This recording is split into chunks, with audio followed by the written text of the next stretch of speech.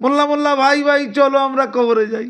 সেই পাকিস্তানের অনুপ্রাণিত জামাত ইসলামী, শুনলাম নাকি তাদেরই সেই পাকিস্তানি জঙ্গি নাকি এই ইলেকশনে নিয়ন্ত্রকের ভূমিকার জন্য নাকি বাংলাদেশে এসে গেছে। স্বাভাবিক কথা। আমাদের নোবেল জয়ী ইউনুস সাহেব ভালো আছেন তো? অপেক্ষা করুন, আপনার ভাস্কর্যের উপরে আপনার কিছু কিছু ছবি তৈরি হয়েছে না, ভাস্কর্য তৈরি হয়েছে না, তাতে দাঁড়িয়ে প্রস্তাব করবে। হ্যাঁ, বাংলাদেশের লোকেরা যে শুয়োর খেত, ইসলাম ধর্ম মানত না, সেই জিন্না পাকিস্তান তৈরি করে দিয়ে পবিত্র স্থান তৈরি করে দিয়েছে। সেখানে পবিত্র পবিত্র জঙ্গি তৈরি হচ্ছে। ওই জঙ্গি এসে বাংলাদেশে আর কিছু করবে না। ওই 25 লক্ষকে মেরেছিল তো, ওরা কত লক্ষ মেরেছিল? 25 লক্ষ। বেশি রেপ করেনি, এই 3-4 লক্ষ 5 লক্ষ রেপ করেছে। বেশি বাচ্চাদেরকে মারিনি, এই কয়েক লক্ষ বাচ্চাকে বেনটের খোঁচাতে মেরেছে। এই হচ্ছে পাকিস্তান, সেখানে আবার জঙ্গি। আর আমি ইউনূস সরকারকে বলছি, আপনি কি জামাতি ইসলামীর হাতে বাংলাদেশকে তুলে দেওয়ার জন্য এতদিন তত্ত্বাবধায়ক সরকারের দায়িত্ব নিলেন? সংক্ষেপে বুঝে নিন বাংলাদেশের হালটা কি। একজন মুক্তিযোদ্ধা বলছে যে আমার ইন্টারভিউ বা আমার নামটা যদি ঘোষণা করে দেন, আমি আজকেই মার্ডার হয়ে যাব, আজকেই, এখনই। বাংলাদেশের রেন অফ টেররটা বুঝে নিন, কষ্টটা যন্ত্রণাটা বুঝে নিন। না, নির্বাচনের নামে শুধুমাত্র একটা অঙ্গভঙ্গি হচ্ছে। আমার চোখে এটা অঙ্গভঙ্গি। যেই জিতুক, এটা গণতন্ত্রের জয় হবে না। কিন্তু বাংলাদেশের মূল যেটা দল, সেই দলের নাম হচ্ছে আওয়ামী লীগ। আওয়ামী লীগ নেই, তাদেরকে গণতান্ত্রিক পদ্ধতিতে নির্বাচনে অংশগ্রহণ করতেই দিল না। তাহলে এখানে গণতন্ত্রের গল্প উঠছে কেন? এই যে ইলেকশনটা হচ্ছে, এই ইলেকশনে ফান্ডিং করছে কে, সহযোগিতা করছে কে, উদ্যোক্তা কে? আমেরিকা। আমেরিকা বা পাকিস্তানের হাতে বাংলাদেশকে তুলে দেবেন না, নতুন হায়নার সৃষ্টি হবে। এ বাংলাদেশ স্বাধীন বাংলাদেশ থেকে, সার্বভৌম বাংলাদেশ থেকে এক পরাধীন বাংলাদেশে পরিণত হবে। বাংলাদেশে যে ধর্মীয়করণ হয়েছে, একটা রাষ্ট্র যে ধর্মীয়করণের দিকে এগোচ্ছে, আজকে নির্বাচন তার প্রমাণ দেবে। কারণ জামাতি ইসলামী, তার সাথে কিন্তু সে একলা নেই, কিন্তু আরও 10টা ছোট ছোট সংগঠন জামাত ইসলামীর সাথে যোগদান করেছে। 10টা ছোট ছোট সংগঠন। উল্টো দিকে বিএনপির সাথে মাত্র একটা সংগঠন আছে। আর একটা তৃতীয় সংগঠন আছে, চরমন্নাই পীর বলে একটা পীর আছে, তার একটা রাজনৈতিক দল, সেটার নাম হচ্ছে ইসলামী আন্দোলন। অর্থাৎ মূলত দুটো পরস্পর বিরোধী দল, আর ওই ইসলামিক আন্দোলন একটা তৃতীয় ছোট্ট দল, ভগ্নাংশের দল আর কি। এই হচ্ছে নির্বাচন। কিন্তু বাংলাদেশের মূল যেটা দল, সেই দলের নাম হচ্ছে আওয়ামী লীগ। আওয়ামী লীগ নেই।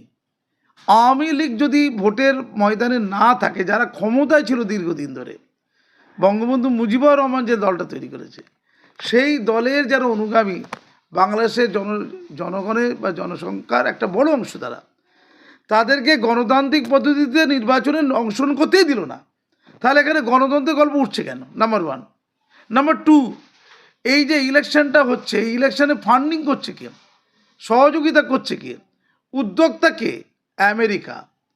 হ্যাঁ, আমি বারবার বলছি, উপমহাদেশে দুর্বল দেশ থাকলেই সেই দেশটা নিয়ন্ত্রণ করে, সেই দেশে গণতন্ত্রকে হরণ করে যে দেশ, তার নাম হচ্ছে আমেরিকা। যেটা আফগানিস্তানে তারা করেছিল। আফগানিস্তানে পুতুল রাজাকে নিয়োগ করেছিল, হামিদ কারজাইকে, নিশ্চয়ই মনে আছে। আবার তালিবানদের কাছ থেকে আফগানিস্তান কে নিয়ে পরবর্তীকালে অস্ত্রশস্ত্র সহ তালিবানদের হাতেই আফগানিস্তানকে ফিরিয়ে দেওয়া হয়েছিল। আমরা জানি ইরানও ঠিক তাই করেছে, ইরাকেও তাই করেছে, আমরা জানি ইরানও তাই করতে চাইছে। এটা আমেরিকা করে। তার সাথে আর একটা শক্তি হচ্ছে পাকিস্তান। মোল্লা মোল্লা ভাই ভাই চলো আমরা কবরে যাই। যে পাকিস্তানের বিরুদ্ধে লড়াই করতে গিয়ে মুক্তিযুদ্ধের উদ্ভাবনা, মুক্তিযুদ্ধ, বাংলাদেশ স্বাধীন বাংলাদেশের সৃষ্টি, পশ্চিম পাকিস্তান থেকে পূর্ব পাকিস্তানকে আলাদা করে বাংলাদেশ রাষ্ট্র গঠন করার জন্য, সেই পাকিস্তানের অনুপ্রাণিত জামাত ইসলামী, শুনলাম নাকি তাদেরই সেই পাকিস্তানি জঙ্গি নাকি এই ইলেকশনে নিয়ন্ত্রকের ভূমিকার জন্য নাকি বাংলাদেশে এসে গেছে। স্বাভাবিক কথা। আমার প্রশ্ন হচ্ছে, এটা ইলেকশন হচ্ছে তো, তার চেয়ে বড় কথা, ইউনূস সাহেব যিনি নোবেল পেয়েছেন, তিনি কার পক্ষে? যিনি একজন তত্ত্বাবধায়ক সরকারে ছিলেন প্রধান। আমি বলে রেখে দিই, বঙ্গবাসী শুনে রেখে দিন, তিনি হচ্ছেন জামাতি ইসলামীর পক্ষে, বিএনপির পক্ষে নয়। ক্লিয়ার? তাহলে জামাতি ইসলামীকে হেল্প করছে কে কে? আমেরিকা, পাকিস্তান এবং স্বয়ং ইউনূস সাহেব। আমরা জানি আওয়ামী লীগকে যখন সরানোর প্রশ্ন ছিল, তখন জামাতি ইসলামী এবং বিএনপি যৌথভাবে কাজ করেছিল। কিন্তু এখন আর আমাদের আওয়ামী লীগ নেই, আর হাসিনা নেই, আর বঙ্গবন্ধু পরিবার নেই, সিনারিওর বাইরে তারা। এখন বিবাদমান দুটি শক্তি তারা কাছাকাছি আসার বদলে দূরে দূরে চলে গেছে, বিবাদমান তারা হয়েছে আর কি। ক্লিয়ার? আমি বাংলাদেশে শুনলাম, এইমাত্র ফোন করেছিলাম একজন মুক্তিযোদ্ধাকে, প্রখ্যাত লোক ব্যক্তিত্ব। তিনি বললেন, স্যার আমার নামটা বলবেন না, ভয়ে বলছেন ইন্টারভিউ দেওয়া যাবে না। তিনি বললেন ইলেকশন তো হচ্ছে না, জনগণ ভোট দিতে যাচ্ছে না। আম লোক ভোট দিতে যাবে কি করে? মরে যাবে তো। কখন দাঙ্গা হাঙ্গামা হবে? দাঙ্গা হাঙ্গামা মানে তো তরোয়াল আর গুলি, তরোয়াল আর গুলি, পাথর আর বোমা, তাই তো? তো মানুষ তো ম্যাক্সিমাম ভোট দিচ্ছে না, আর আওয়ামী লীগের লোক ভোটের বাইরে থেকে বাইরে, মানে ভোটের নিয়ন্ত্রণ থেকে আওয়ামী লীগ নেই, তাদের সমর্থকরা ভোটের ময়দানে নেই। ফলে এই নির্বাচনটা কি আসলে নির্বাচন হচ্ছে না নির্বাচনের নামে শুধুমাত্র অঙ্গভঙ্গি হচ্ছে?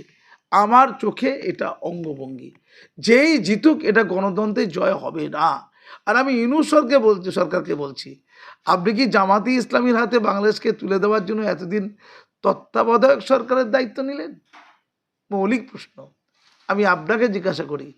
জামাতি ইসলামী বাংলাদেশ, তার মাধ্যমে কি এক নতুন বাংলাদেশ গড়ে উঠবে? আমার জানা নেই। আপনারা বুঝুন, বাংলাদেশের জিডিপি এগোচ্ছিল, বাংলাদেশের আর্থিক বুনিয়াদ এগোচ্ছিল, ফরেন মানিতে বাংলাদেশ ভরে যাচ্ছিল, আমি জানি বাংলাদেশ আর সেই জায়গায় নেই। আবার নতুন করে অধোগতির দিকে বাংলাদেশ এগোচ্ছে। জিডিপি ভারতকে টপকে গিয়েছিল, এখন দেখা যাচ্ছে আর সে অস্তিত্ব নেই। জিনিসপত্রের দাম পাহাড় প্রমাণ। জামাত ইসলামী কি সেই রাষ্ট্রটা টানবে? আমি যদ্দূর জানি বাংলাদেশের জনগণ এখনো বিএনপির সাথে আছে, জামাত ইসলামীর সাথে নেই। কিন্তু 10টা ছোট ছোট দলকে নিয়ে জামাত ইসলামী আমেরিকা ও পাকিস্তানের সাহায্য নিয়ে ক্ষমতায় যে আসবে না, রিগিং করবে না, মোস্তানি গুন্ডামি করবে না, যারা তাদের বিরোধী তাদেরকে ওই বুথে যেতে আটকাবে না, আর তাদের ভয়ে যে জনগণ বুথে যাবে না, এমন যে অগণতান্ত্রিকতা, যেটা আমাদের পশ্চিমবঙ্গ কখনো কখনো আমরা দেখেছি, বিশেষ করে এই সরকারের আমলে, তাকে অনেক বেশি মাত্রায় আজকের বাংলাদেশে ভোটে কি দেখতে পাবো না? আমার মনে হয় তাই। কারণ যিনি ফোন করলেন, আমার সাথে কথা হলো, সেই মুক্তিযোদ্ধা যার গোটা পরিবার অনেকজনই শহীদ হয়েছে, তিনি বেঁচে গেছেন কোনো কারণে, তিনি মৃত্যুর মুখ থেকে বেঁচে এসছেন। তিনি বললেন, স্যার এখন যদি আমার নামটা আপনি বলে দেন, আজকে আমি মার্ডার হয়ে যাব। সংক্ষেপে বুঝে নিন বাংলাদেশের হালটা কি। একজন মুক্তিযোদ্ধা বলছে যে আমার ইন্টারভিউ বা আমার নামটা যদি ঘোষণা করে দেন, আমি আজকেই মার্ডার হয়ে যাব, আজকেই, এখনই। বাংলাদেশের রেন অফ টেররটা বুঝে নিন, কষ্টটা, যন্ত্রণাটা বুঝে নিন। আমরা প্রতিবেশী বাংলাদেশ ভালো নেই। আমি বাংলাদেশের জনগণকে বলছি, আপনারা বিবেচকের মতো কাজ করুন। যদি একটু ভোটের ব্যাপার থাকে, একটু গণতন্ত্রের জায়গা থাকে, আপনারা সেটা শিরোধার্য করুন। আপনারা দেখবেন আমেরিকা বা পাকিস্তানের হাতে বাংলাদেশকে তুলে দেবেন না, নতুন হায়নার সৃষ্টি হবে। এ বাংলাদেশ স্বাধীন বাংলাদেশ থেকে, সার্বভৌম বাংলাদেশ থেকে এক পরাধীন বাংলাদেশে, তার ফল কখনই বাংলাদেশিদের জন্য ভালো হবে না। আর তার ফল ভারতের সাথে বাংলাদেশের যে সৌহার্দ্যতা এতদিন ছিল, তা তছনছ হয়ে যাবে।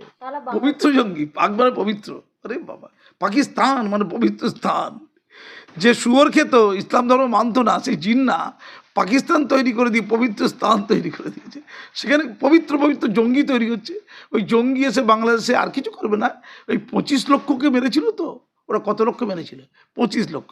বেশি রেপ করেনি, এই 3-4 লক্ষ 5 লক্ষ রেপ করেছে। বেশি বাচ্চাদেরকে মারিনি, এই কয়েক লক্ষ বাচ্চাকে বেনটের খোঁচাতে মেরেছে। এই হচ্ছে পাকিস্তান। সেখানে আবার জঙ্গি, কোনো প্রশ্ন ওঠে? ওরাই তো জঙ্গি। পাকিস্তান ইকুয়াল টু জঙ্গি, এটা বলার কোনো অপেক্ষা রাখে না। ফলে বাংলাদেশে নাশকতা করতে, জামাত ইসলামীকে শক্তিশালী করতে, পাকিস্তান থেকে যে একটা হানাদার বাহিনী আসবে, এটা খুব স্বাভাবিক। এবং তারা গোটা বাংলাদেশ এখন ঘুরে বেড়াচ্ছে এবং তাদেরকে প্রশ্রয় দিচ্ছে, লালন পালন করছেন। আমাদের নোবেল জয়ী ইউনূস সাহেব ভালো আছেন তো? অপেক্ষা করুন, আপনার ভাস্কর্যের উপরে, আপনার কিছু ছবি তৈরি হয়েছে না, ভাস্কর্য তৈরি হয়েছে না, তাতে দাঁড়িয়ে প্রস্তাব করবে। হ্যাঁ, বাংলাদেশের লোকেরা অপেক্ষা করুন, শুধু অপেক্ষা, শুধু অপেক্ষা। আমরা দেখতে চাইছি সেই দিনটা কবে আসে। ধন্যবাদ।